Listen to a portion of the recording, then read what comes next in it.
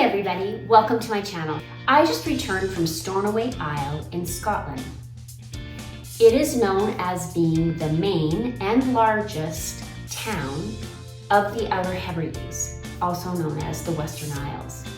I signed up to do a tour on Stornoway, and it was to take a RIB, rigid inflatable boat, around a good portion of the island itself. When we first arrived at the pier, we were greeted by the sweetest tour guide who was doing her first tour ever. And she was just enchanting. It's Stornoway. Stornoway is like the capital of the Western Isles. And here is that lovely lady who helped us with our entire tour. We had a large group of 8 people.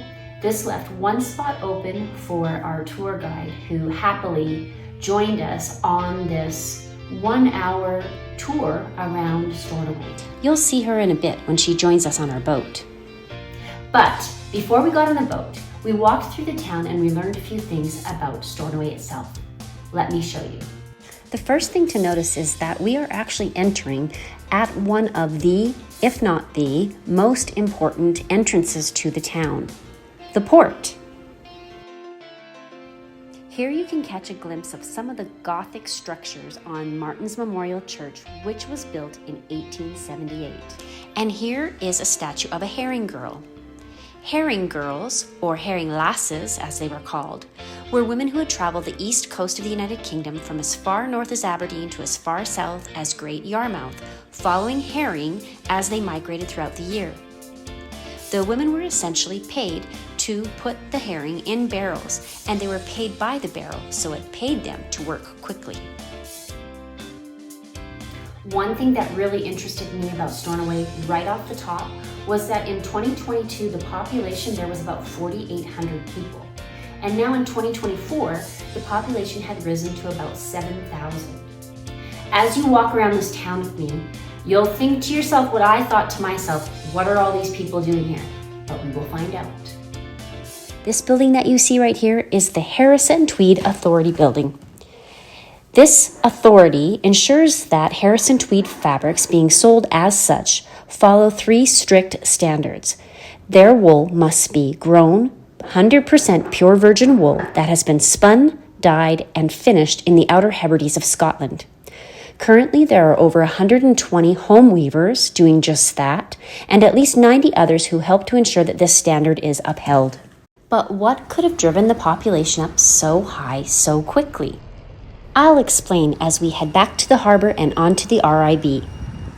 In September 2020, Stornoway Port Authority announced that development of a new €49 million deep water terminal was to go ahead following the approval of a marine license by Marine Scotland.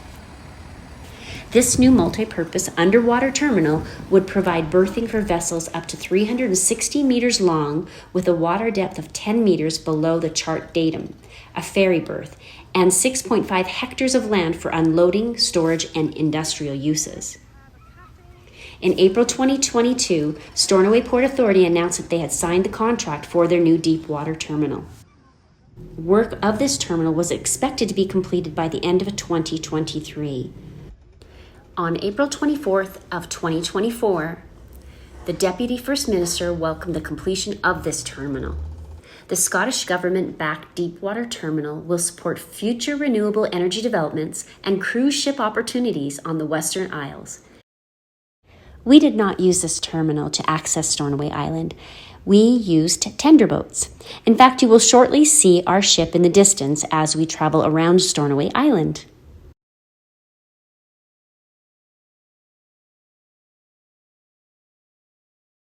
And here we go. Okay, Courtney, thank you.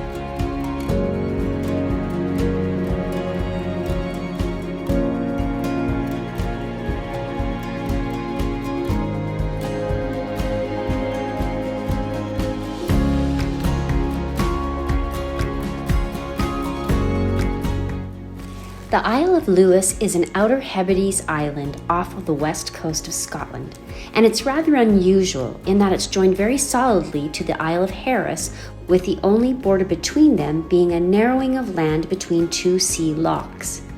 It is the landscape which distinguishes Lewis and Harris most, Harris being mountainous and Lewis being flat and low-lying. Lewis is steeped in history and has a timeless island culture. As I traveled over the flatlands of Lewis, I saw many sea otters. Can you see them in the distance there? Aren't they beautiful? And here are a few up close.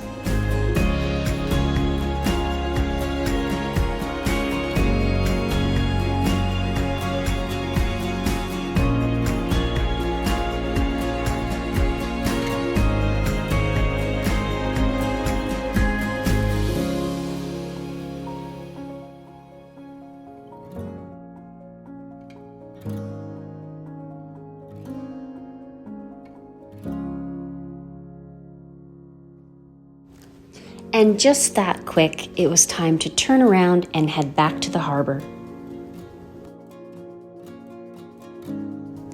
Bye for now, wild sea otters. Like much of the British Isles, Stornoway has an oceanic climate with relatively little variation of temperature and damp conditions throughout the year.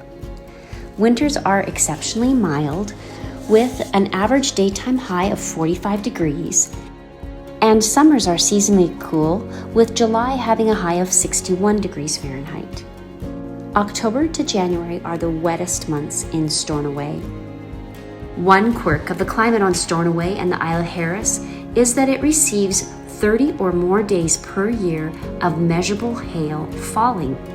That's a lot of hail!